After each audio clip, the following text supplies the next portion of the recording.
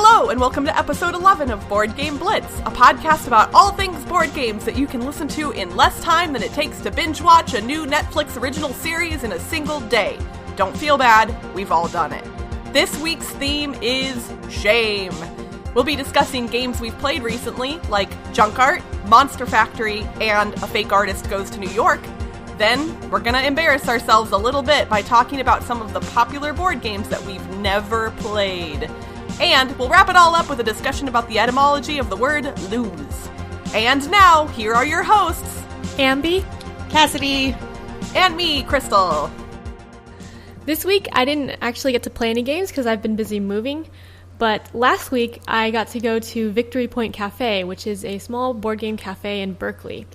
And it was pretty crowded when we went. We went on Saturday in a little after lunch, but we were able to find a space to play for two people. It was just me and my husband, and we got to try out some games, and one of them was Junk Art. Ooh.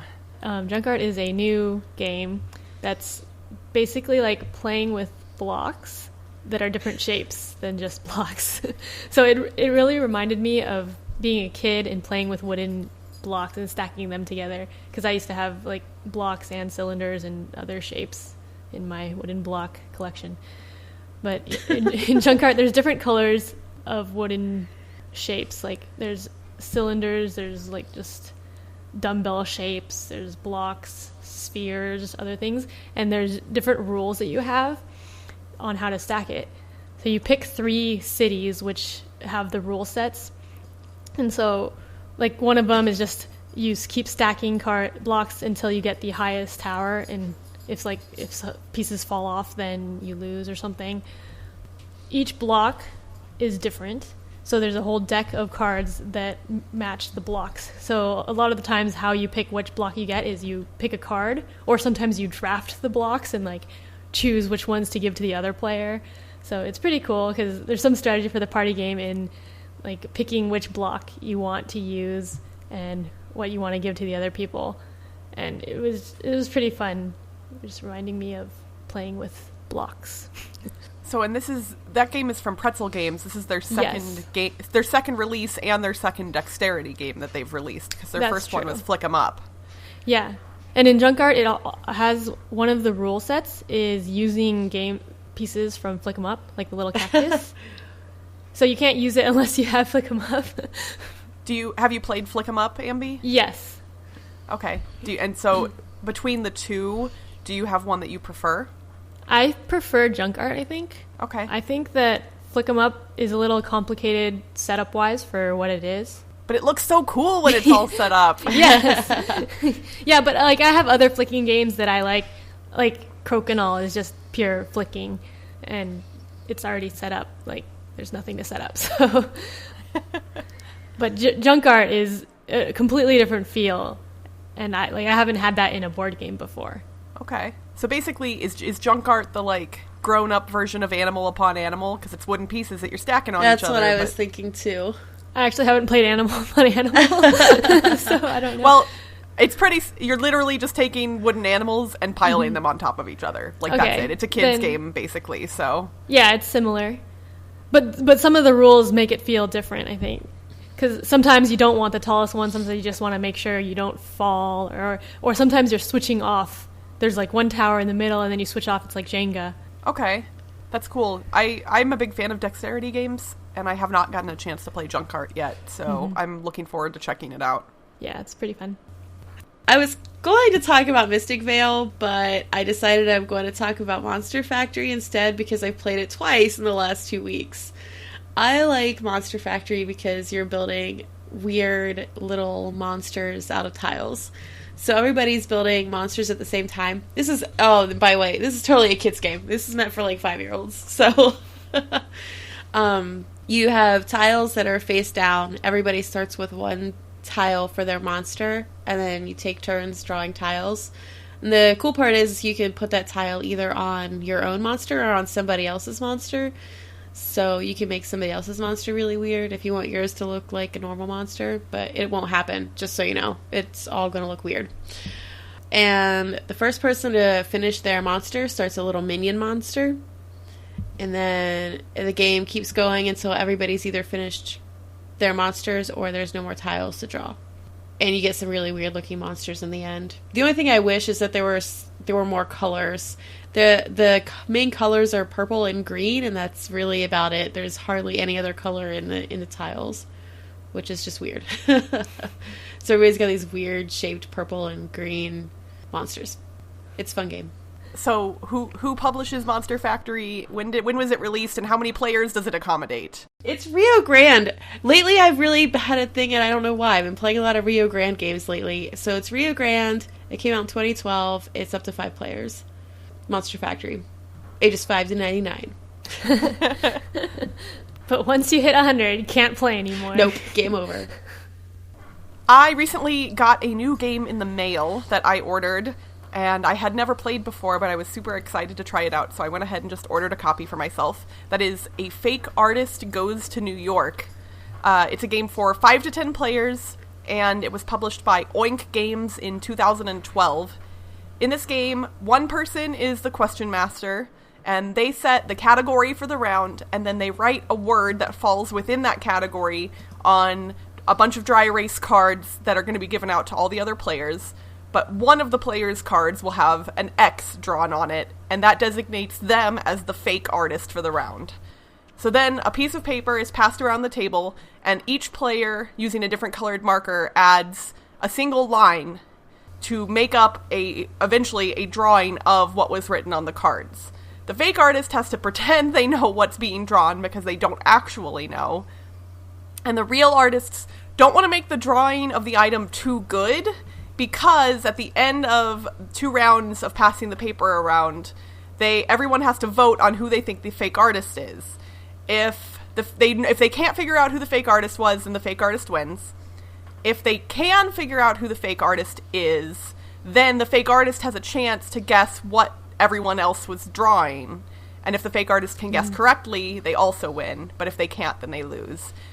So it's a weird comparison to make, because this game was actually released first, but to me this game kind of feels like Spyfall, but with drawing. Yeah, I was just thinking that.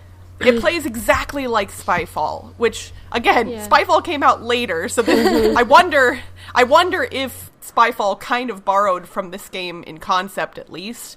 And interestingly, I liked Spyfall when it came out, and I was excited about it when it first came out, but it's been sitting on my shelf collecting dust for quite some time now. For whatever reason, after the initial hype wore off, I haven't been itching to play Spyfall, partially because sometimes when I bring that game out, there'll be 1 or 2 people in a group that really have a hard time lying and making stuff up on the spot. That's me. Yeah, that's me. Yeah.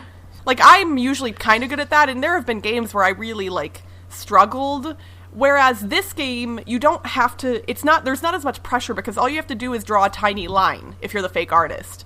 You don't have to be good at lying, you don't have to be quick on your feet necessarily. So I think that this game fills the same niche as Spyfall, but does it better.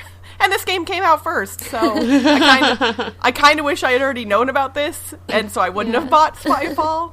I gave my copy of Spyfall away at a charity event last year. Nice. Yeah, I probably will give mine away at some point. I just don't play it enough to warrant it anymore. And it's not to say it's a bad game. I'm not finding times that I want to play it. So this game also is adorably tiny. It is in this teeny tiny little pink box. It's Japanese, so it's nice and little and compact. And so it'll be easy to travel with. I think it'll work with more groups of people than Spyfall does. I like games that accommodate a larger number of players, which this goes up to 10, but I guess technically if you had more markers, if you found other colors, you could technically even go higher than that. I've only played it at lower player counts. I've played it with 5 and I've played it with 7, and it was really fun, but I think that it'll shine even more with the full player count of 10, because when we were playing with 5, that means only 4 people are drawing, and so I feel like there was more... You had more obligation to add something significant to the picture, whereas with 10 players, you wouldn't have to add as much to flesh out the picture in the end, and I think it would be funnier looking. And we were technically playing it a little differently. We only passed the pad around 1 time instead of twice, just because I was new to the game and I wasn't sure how it was going to go, but it worked out well and it was a lot of fun. and it's not very expensive either. So I would highly recommend that if you like party games. You don't have to be good at drawing. Don't let that be a deterrent. But I would highly recommend people check out A Fake Artist Goes to New York by Oink Games. Yeah, I really want to try it. And when I saw that you were playing it, I was so jealous. But yeah, because I have the problem with Spyfall where I'm not good at coming up with questions or answers on the spot. Mm-hmm. Like I can just straight up lie yes or no, but coming up with a creative answer is hard. And it's also really hard to come up with questions even when I'm a good guy. So yeah, but with the fake artist, that seems like it takes away the pressure of that. So you reminded me when you said that you were jealous. In our episode that just came out not too long ago, I think a couple episodes ago, Cassadi and I were both super jealous of you because you had played Captain Sonar, and now, if I recall, all of us have played Captain Sonar. Yes. So this is kind of an addendum to your "What did I play recently" segment, Ambie, but holy crap, Captain Sonar is the best thing ever. I love Captain Sonar. Yeah. We bought it after that episode. It is so much fun. So, yeah, I got to play as both the engineer and the radio operator, and I was so nervous to be the radio operator. But it was like, the whole time when I was radio operator... Oh, and if people haven't listened to our episode about Captain Sonar, go back and listen to that, because we're not going to explain the whole thing again.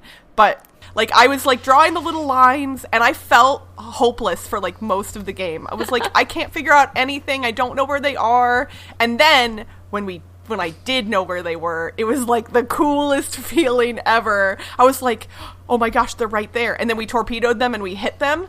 And then they tried to get away, and I still knew where they were. And I was like, they're right there, do it again, torpedo. Nice. It was amazing. I loved it.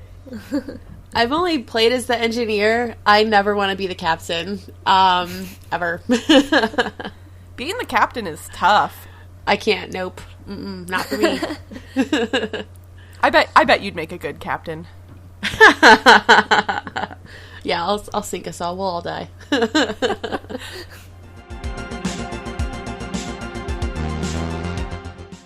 For this week's thematic game segment, we're going to get a little bit real with you guys. We're not perfect. I know, it's shocking to hear, but we have not played some of the most popular board games that exist in the hobby. Some of those games, all three of us have never played. So, as our act of penance, right now we're going to name a few of the games that none of us have ever played. And then we're going to head into a discussion about some of the games that some of us have played and others haven't gotten around to yet. So, let us fall into a spirit of contrition and admit our shame. Acquire.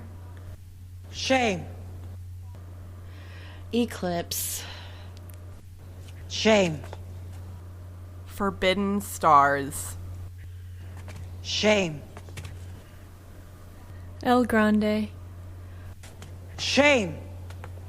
Arcadia Quest. Shame. Shadows over Camelot. Shame. Now that we've fully expressed our complete shame as a podcast, we can rein it in a little bit and talk about some of the games that some of us have played and some of us haven't. Which, admittedly, when we were going through this list, I was actually a little surprised at how many of the top 100 games by ranking on Board Game Geek that I haven't played. So, which is a lot, and it's a number that I don't want to say out loud. I was not surprised that I had not played so many of them.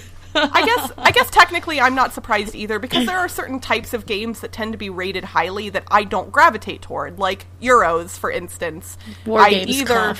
War games. Sorry.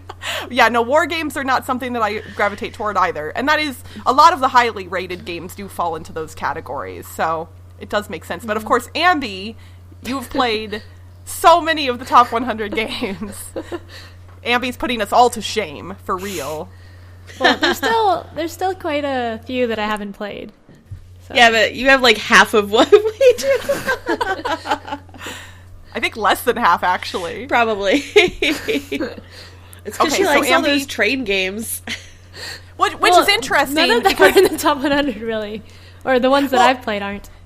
Ambie loves train games, yet she has not played a bunch of the Ticket to Ride expansions that you and I have, Cassidy. So that's fun. True. That's true. Yes.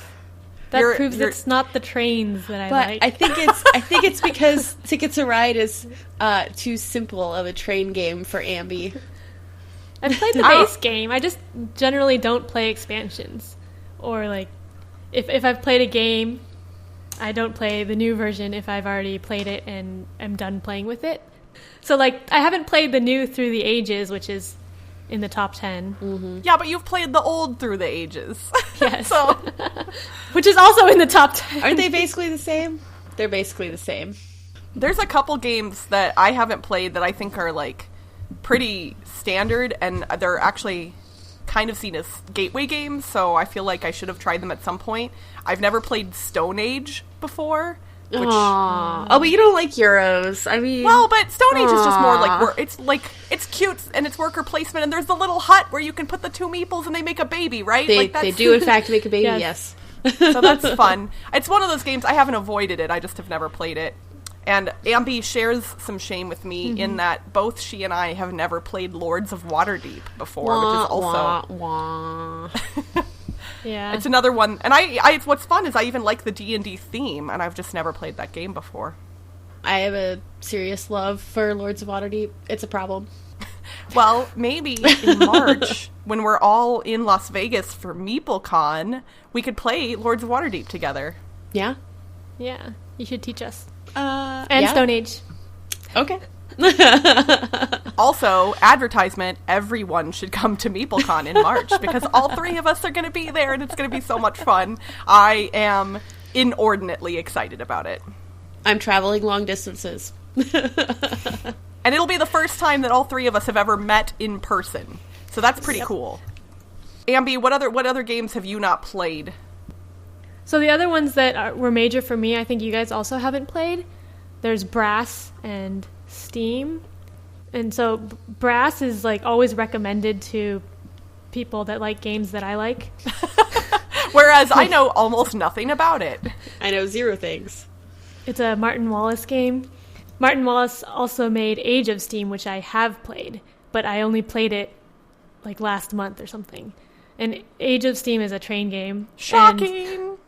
So Age of Steam is similar to Steam, I think, but I haven't played Steam. I own it, and I also own Age of Steam, but I've only played Age of Steam. So I guess my biggest one is Power Grid. I have not played Power Grid. I love Crazy Euros, and I have not played Power Grid. I own Power Grid. I've had it since Christmas. I have not had a chance. Power Grid's interesting for me because I have played it, but the last time I played it was back in 2007 when I was still living in Kansas City, and admittedly I was new to modern board games, and I didn't even know what the word Euro was at that point, but I really did not like Power Grid, and I don't really know why I didn't like it, because it's been so long that I don't know what the reasons were. I just didn't enjoy playing it. There were other games that my friend owned that I liked more, and I keep kind of wanting to try it again, but not really, because I'm not into Euros. And I've had a couple of instances where my friends were like, we're going to play Power Grid, are you going to play with us? And I was like, no, I'm going to go play something else. So I might play it again at some point, but it's not something that I'm itching to do. Yeah, I need to play it. I need to play it. I want to play it. I need time. I need time to learn how to play it. Yeah. What else is on your shame list, Cassidy? So, Twilight Struggle is on my shame list. And I say Twilight Struggle is on my shame list because I think Matt, my boyfriend, would really like to play Twilight Struggle because he's super into the history and the war games. I'm not really into war games, but this game has always sort of interested me because it's always been so highly rated. Like, it's always been up there. Mm-hmm. So I'm in the same place you are. Yeah. I've never played it. I don't necessarily know that it'll be my cup of tea, but I really do want to give it a shot at some point. Mm-hmm. Yeah, I played it a couple of times. It's not my type of game. You have to know the cards pretty well to play because each one's different and they do different things, and you can use them in different ways too, and it's good to know what your opponent can have in order to play it. And then I'm also not interested in historical themes that much. It's tough with a game like that because the barrier for entry is so high because the game takes so long to play. And then what you said, like, it's better when you're familiar with it. Like, how many people are going to go through the process of becoming familiar? Yeah, like, that makes it really tough. And I think that's part of the reason I haven't, I haven't really sought it out. Yeah, I have friends from college who really enjoy it, and they play it a lot. So it's just, like, I could tell that it's a good game, but it's not my type of game that I would want to play a lot. I have a few games that are on my list that were really near the top of the Board Game Geek rankings that you guys are probably going to be like, maybe, I don't know, maybe we can get a dramatic gasp, but I'm going to name 3 games all at once. I have never played Terra Mystica, Caverna, or Agricola. I haven't played Caverna either, but I know you don't like Euros, but it hurts my that's heart. not super surprising because you don't like Euros. I know, but they're things, you know? Like, I feel like, like, especially Agricola, which it seems like I've heard that Caverna is actually similar to, but better than Agricola, but since I've never played either, I don't really know a lot about that. And Terra Mystica people were raving about that game, like, a year or 2 ago when it first came out. I don't remember when it came out. 2014 maybe? I'm looking it up. I'm guessing. Something like that. But it feels like I should have played some of those games at some point. 2012 for Terra Mystica. Oh wow, really? That's actually older than I thought. I love Terra Mystica. I have a hard time with Terra Mystica because there are so many different ways to get points, and I get like pigeonholed, and I look at one thing and I'm like, this is it. This is how I'm going to get points. And then I forget, like, the whole other half of the board where I could also get points. And I have a hard time going, okay, I can get points here, and then I'm going to go over here and get points. And I'm just like, no, here and here only. So I love Terra Mystica, but I never win. Ever. I like Agricola and Caverna. I haven't played Agricola as much, but, like, my friend plays Agricola a lot, and he prefers Agricola to Caverna.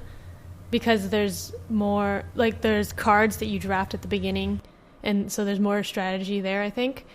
But Caverna, I think, is more beginner-friendly, maybe. Mm-hmm. Okay. So maybe I'll try Caverna. Yeah. At some point. Will they have, like, things you can do for Agricola, like intro games where you just don't use the cards and stuff like that? But the night game's not as fun. Yeah. Then it's just like why am I playing this game if I can't play half of this game? Yeah. And it's I say that I don't like Euros, but it's not that I'm completely against those are mostly worker placement games. Is that an accurate description or no?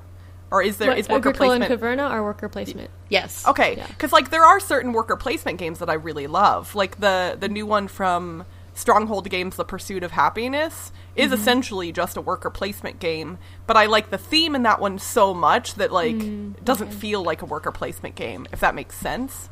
Yeah. So you just have to start liking farming. Yeah. I mean, I grew up in the Midwest, so I feel like that should be in my blood to some extent, even though I grew up in the city. But I'll have to go back to my Missouri and Iowa roots and, go from there.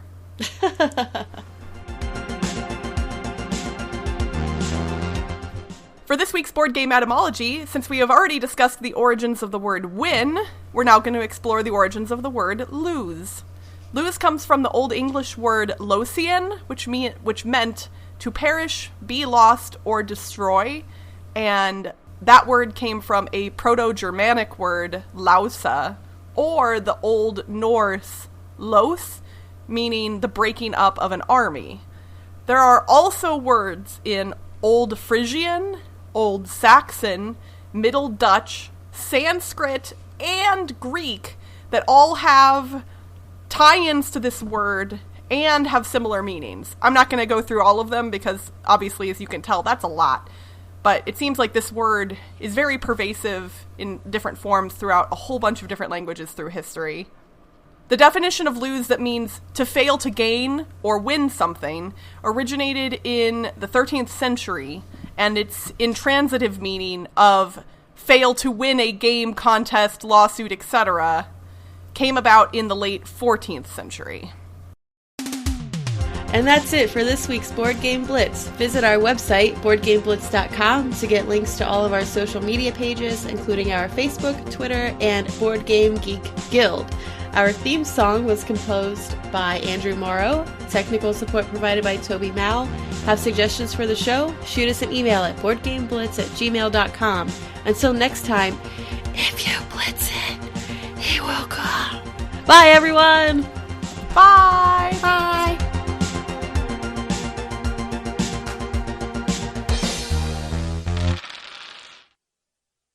Let us fall into a spirit of contrition and admit our shame.